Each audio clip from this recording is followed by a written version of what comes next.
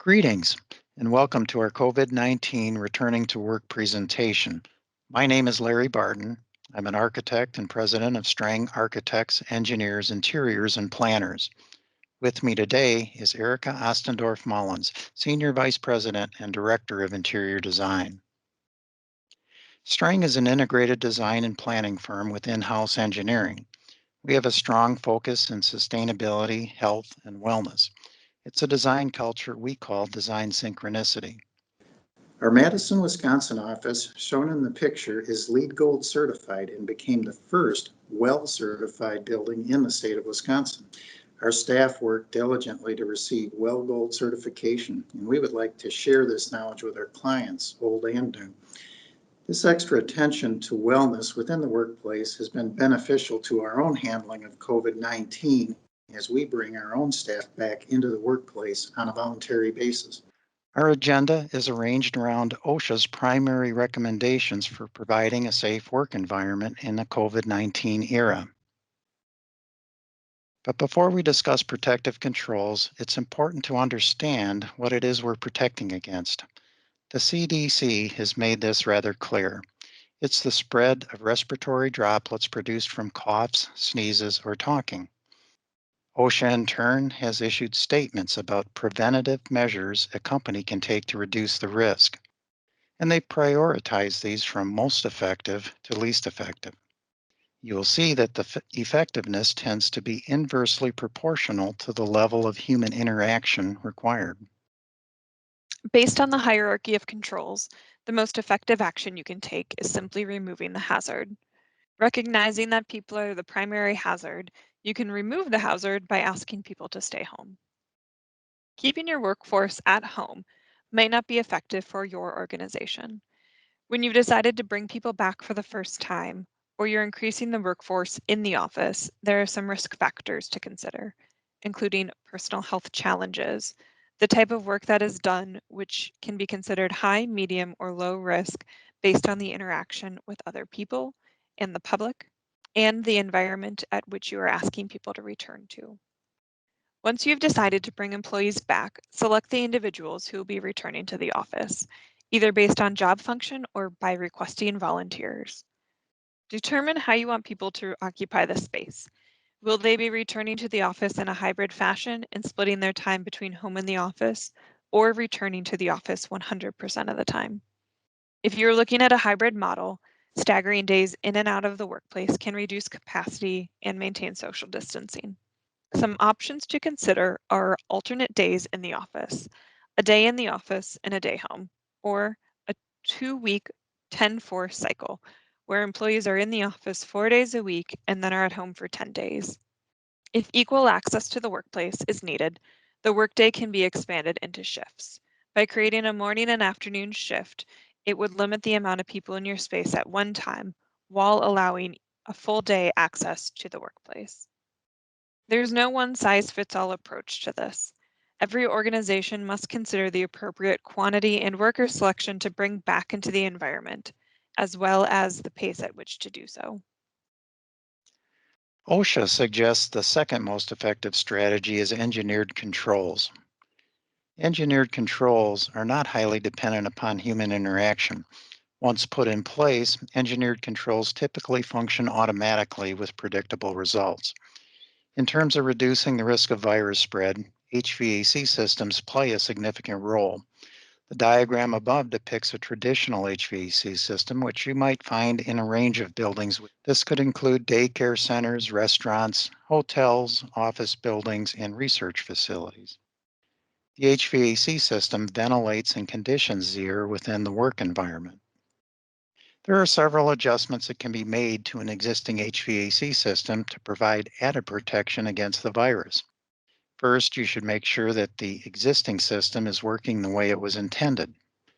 A simple retro commissioning accomplishes this by confirming all systems are functioning properly and receiving the intended amounts of conditioned air. Next, you can introduce a higher percentage of outside air into the system. This reduces the level of recirculated air which may have picked up contaminants.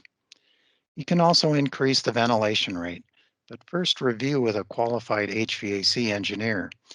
This is to confirm your existing system is sized to handle the conditioning of the additional outside air. You should also consider upgrading the HVAC system filters to a higher MERV rating if the system's sized to handle them. The diagram on the right of this slide demonstrates how much more effective a MERV 13 filter is in comparison to a more common MERV 8, which one might find in a standard office environment. Increasing the MERV rating of your filters places added stress on your HVAC system fans and ductwork. So you should always consult with an HVAC specialist or engineer before upgrading your filters. If humidity control is available in your HVAC system, it can be set to an optimal range. The chart above shows that a range of 30% to 60% is optimal for human comfort and health, but the higher end of that range is best for virus protection. Drier air in the winter, teamed with more people spending time indoors, is one of the reasons flu and other viruses tend to increase during this time of the year. In addition to simple HVAC adjustments, certain additive retrofits are also available. One additive option is the installation of ultraviolet lights within the air handling unit and ductwork. This is a relatively easy retrofit and serves to disinfect the air as it passes through the lights. This system treats the air that is introduced to a space but does not protect against direct person to person transfer within the space, which occurs throughout the workday. Another technology that can be retrofitted into an existing HVAC system is bipolar ionization. Ionization rods are placed within the airflow of your air handling unit after the filters. Microscopic airborne virus pathogens, too small to be captured by the filter, then pass through the bipolar ionization rods. The process causes these ions to become charged and join together and become larger in mass. They're also neutralized in this process, rendering them harmless. The ionized air, when delivered to the occupied space, continues to neutralize viruses within the room, reaching 99% removal after 45 minutes, according to recent test results. Air movement within the occupied space improves the neutralization. Therefore, increased ventilation or ceiling fans can improve the results even further. The neutralized ions that remain are now larger in mass and can be captured by the filters in the return air system. Thus, the process repeats itself throughout the day with each air change. Certain trade-offs may be necessary to optimize building systems for added protection against virus spread. Although this may increase the amount of energy used and the associated energy bill, these temporary measures can protect your staff until the threat of the virus diminishes. The next item on the hierarchy of controls is administrative controls. Administrative controls in the case of COVID is largely creating an environment where social distancing can take place. Social distancing can be achieved at the workstation with a quick study of the space. In this example, a 6-foot diameter personal zone was created at the primary workplace at the workstation, which is the computer. And then we studied how that zone shifts as someone moves to the extent of their workstation. Once you understand the density of workers to workstations, a full study of the office can be completed. The example shows social distancing concepts applied across a typical office floor plan. In this case, 50% of the workstations can be occupied at one time, and that is shown in green. This diagram can then be used to work out alternating occupancies or shifts. Another thing to consider is at this time is circulation. If you have a high density of people in your space with tight aisleways, you might suggest some areas to have one-way circulation. Moving beyond the areas where work happens, administrative controls will also need to be extended to the entrance, reception, and restroom. In the reception area, create a controlled point of entry and establish a check-in procedure for contact tracing and temperature screening. Consider a shield here. Depending on your business, the front desk worker will most likely encounter the highest number of people at a close range. In the toilet rooms, review circulation to and from the restroom to eliminate cross traffic if possible. Disable electric hand dryers and provide paper towels. If you have a pull to exit door in your restrooms, consider providing paper towel and trash receptacles at the doors. Within kitchen spaces, congestion can be common, especially around the refrigerators, microwaves, sinks, and trash receptacles. This may be an area where you consider adding additional social distancing cues like floor markers. It is also advantageous to keep disinfecting wipes near shared equipment for frequent cleaning. If your organization uses reusable dishware and flatware, consider temporarily switching to recyclable or compostable options. If trash and recycling is located within cabinets, consider switching to hands-free options. Alternate state mandated guidelines may be in place for corporate cafeterias or kitchens where food is being prepped and served. Collaboration and teamwork has long since been the engine for creativity and innovation in organizations worldwide. Social distancing will change the way collaboration occurs, but not prevent it from happening. In these collaboration spaces, follow state guidelines for maximum gathering numbers. Evaluate meeting spaces to determine how many people can safely fit into the space while maintaining proper social distancing. Remove the hazard, in this case, that would be extra chairs, and provide safety procedures within these rooms.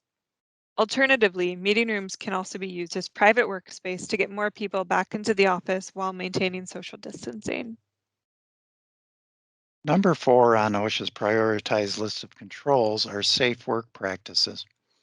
Hand washing, covering sneezes, not touching your face, staying home when sick, and monitoring temperature are becoming commonplace. Most organizations already have these safety practices in place and have communicated the importance to their employees.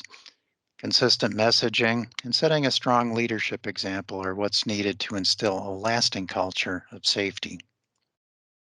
We recommend enhanced cleaning protocol for high touch areas and equipment within your occupied spaces. Creating a cleaning diagram helps communicate zones and components requiring extra attention. These include things like countertops, appliances, door handles, touch screen controls, and shared office or lab equipment. Surprising to most, OSHA has listed PPE as the least effective control of those discussed. The only reason wearing a mask is not listed as one of the most effective controls is because people are reluctant to wear them. In terms of personal responsibility, wearing a mask is the one thing that you can fully control as an individual, and it's proven to be effective in reducing the spread of COVID 19. Although initially in short supply, masks are now readily available for use in offices and research environments. There's not much more that needs to be said. Wear your mask. Certain lessons learned during the pandemic will have led to greater understanding and new possibilities within the workplace and research environments. Many will result in positive change. We should embrace the positive and move forward. So, what's next post pandemic? We are learning that not all work needs to be accomplished within the traditional workplace or lab. We are also learning that greater flexibility is possible with both hours and location. This will lead to improved work-life balance and more nimble workspace.